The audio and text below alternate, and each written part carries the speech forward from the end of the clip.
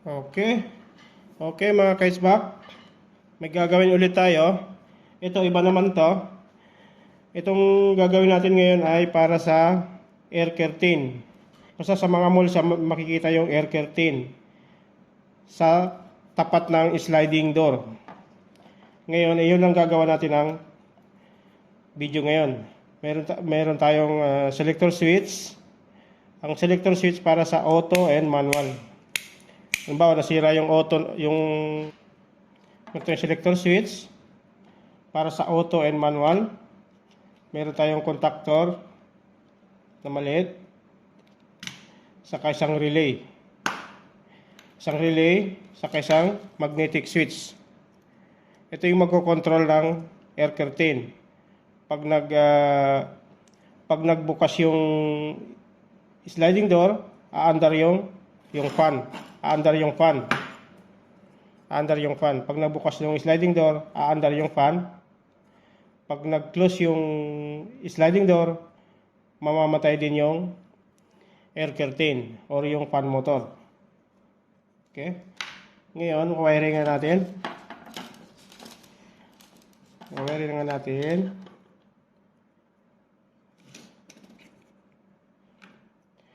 Galing dito, ito yung line natin, ito yung line, yung brown, ito yung line natin. Tapos lalagay natin sa selector switch. Ito sa selector switch.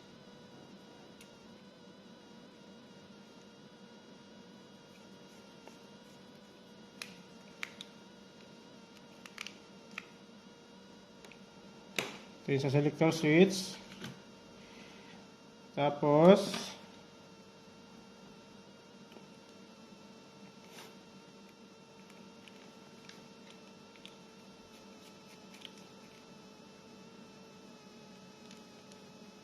paglabas ng selector switch number 3. Paglabas ng selector switch number 3, pumunta siya ng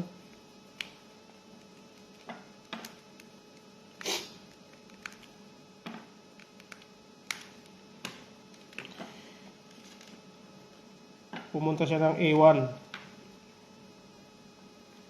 Holding coil ng contactor. Ito yung A1 natin. Pumunta siya dyan.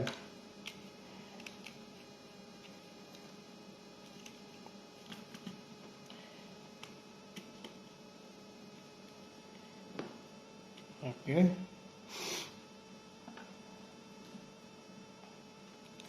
Ngayon, line 2.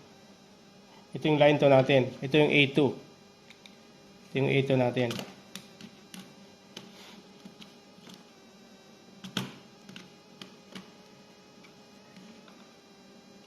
Ito yung A2.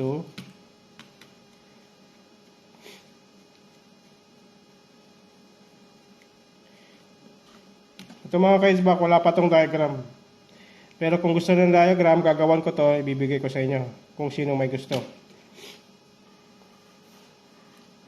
Ngayon, ilalagay natin yung magnetic switch. Ito naman yung para sa auto.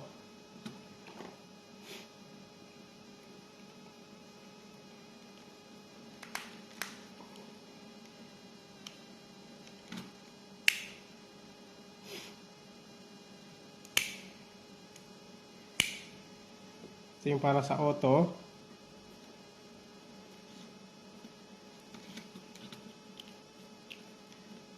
Lagay natin sa number 3.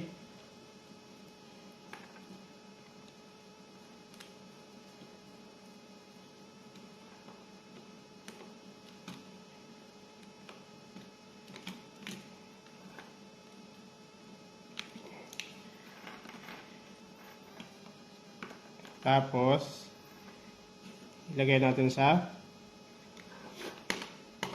A1. Bumalik siya ng A1.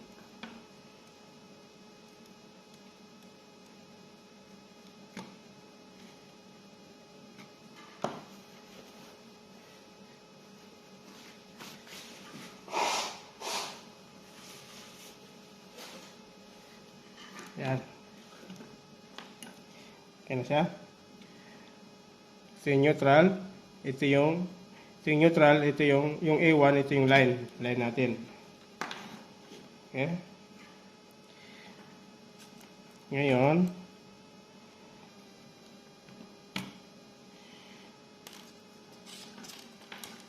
ito yung MCB natin. MCB. Lalagyan natin ng ito yung MCB.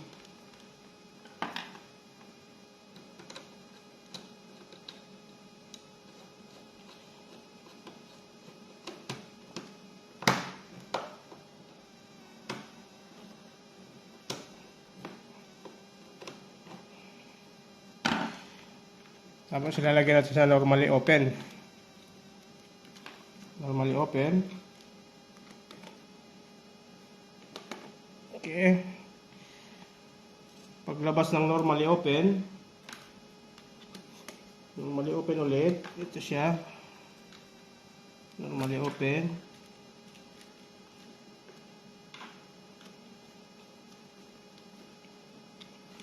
Pumunta siya ng A1 ng relay. Pangalawang relay. A1 ng relay.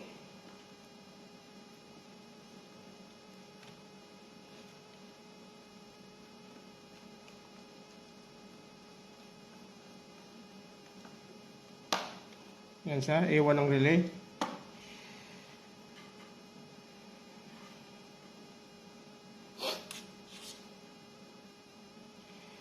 A1 ng relay.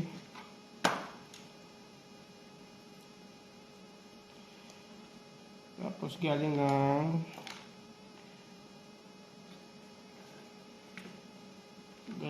MCB.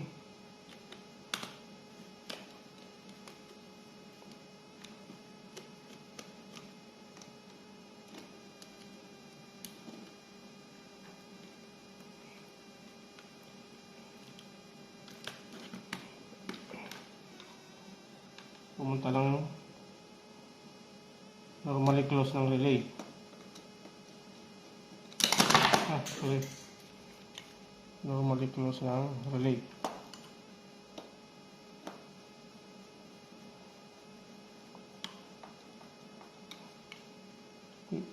Number 4. Number 4 ng relay.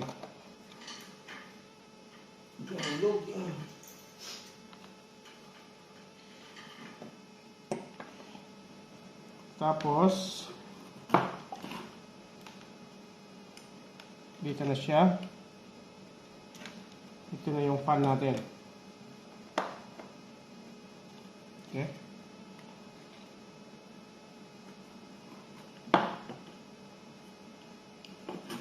Fan natin.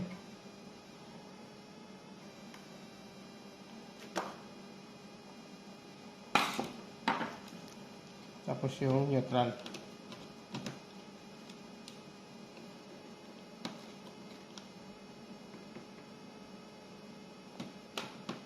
Dito na lang natin para hindi siya magkakulay kasi pag nilagay natin doon, ito natin ilalagay.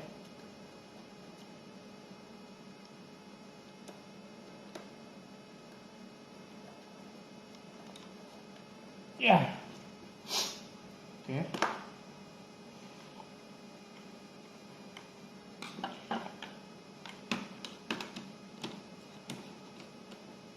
Dapat puti ito eh. Ayan mo na. Ito yung neutral natin na isa. Ito yung neutral to. Tapos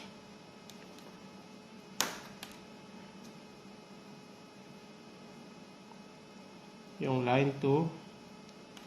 Ito yung sungkit.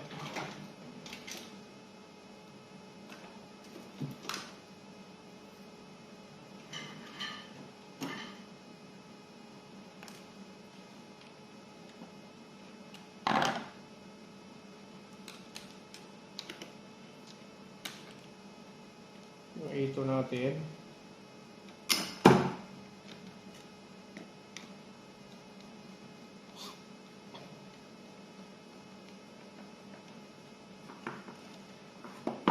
Simple wiring lang to mga ka-SBAC.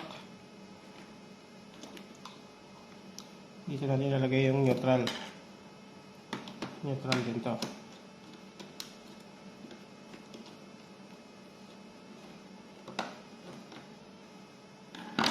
Okay. Ganyan lang siya. Ganyan lang.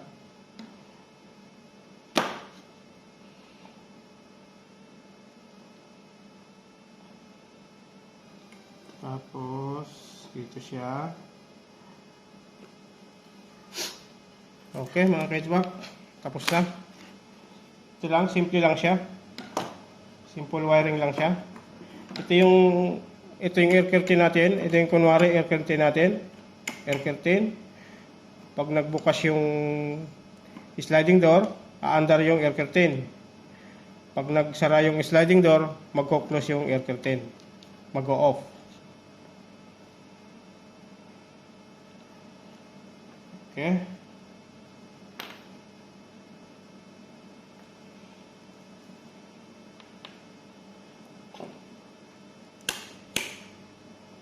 Tapos ito.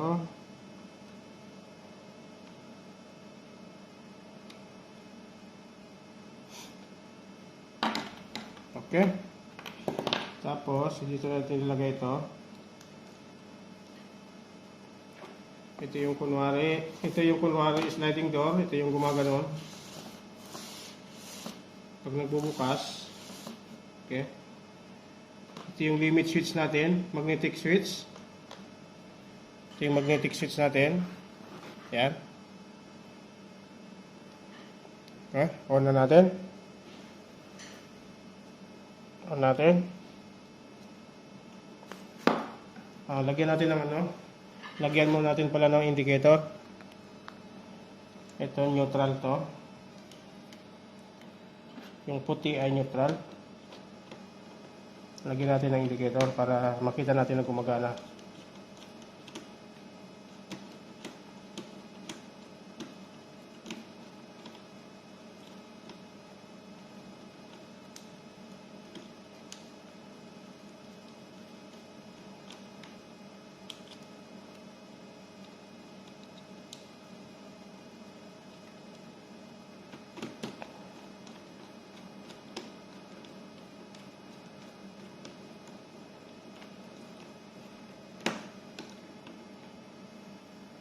Ito yung neutral.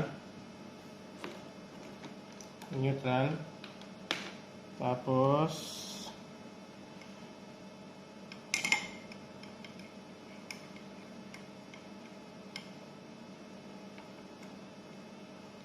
ito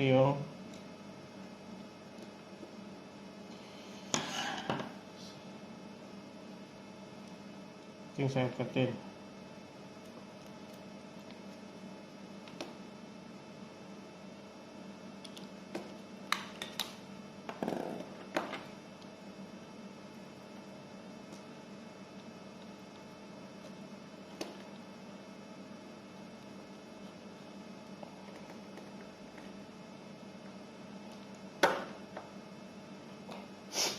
Okay. Ngayon, saksak na natin. Tandalin natin. Ito yung limits magnetic switch ng sliding door. Tandalin natin. Okay.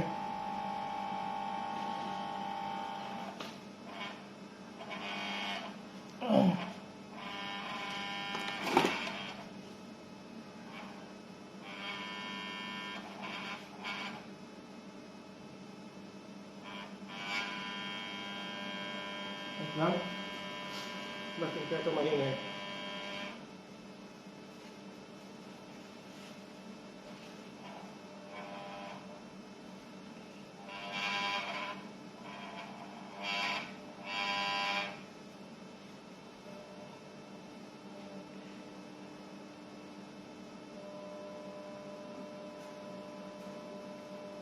Okay. Okay. Halimbawa, nagbukas yung ito, naka-auto siya. Naka-auto. Halimbawa, nagbukas yung sliding door. nagbukas, dapat aandar to. Ito yung sa indicator natin. Dapat aandar tong fan pag nagbukas ng sliding door. Ano natin? Yan. Aandar. Andar siya. Pag nag-close, mamamatay. Pag nagbukas, andar. Andar siya. Pag nag-close, mamamatay. Okay? Ito yung trabaho niya ng magnetic switch. Pag nagbukas ng sliding door, aandar yung air curtain. Yan. Pag nag-close yung sliding door, mag-o-off din itong air curtain. Yan. Mag-off din siya. Ngayon, halimbawa, nasira yung magnetic switch, pwede mo siyang i-manual. Yan. Manual siya. Pero sa manual, wala na siyang control. Kahit magbukas siya, hindi na siya mamamatay. Sa auto siya, mayroon siyang control. Pag naka-auto, makokontrol natin. Yan. Pag nagsara yung sliding door, mag-off din yung air curtain. Bukas, close, open, close, open, close, open, close. Ganun lang ang trabaho niyan. Pag nasira yung magnetic switch, emergency nasira, kailangan pa mapaandar yung air curtain, pwede natin i-manual. Okay. Okay mga ka-HVAC, yun lang. Wala pa tong diagram. Wala tong diagram. Dineme ko lang kasi marami kaming air curtain dito. Ganito ang proseso niya. Ganito ang process ng air curtain dito. Pag nagbukas yung sliding door, aandar yung air curtain. Pag nagbukas, aandar. Pag nag-close yung sliding door, magko-close din yung air curtain. Okay. Okay mga ka-HVAC. Thank you.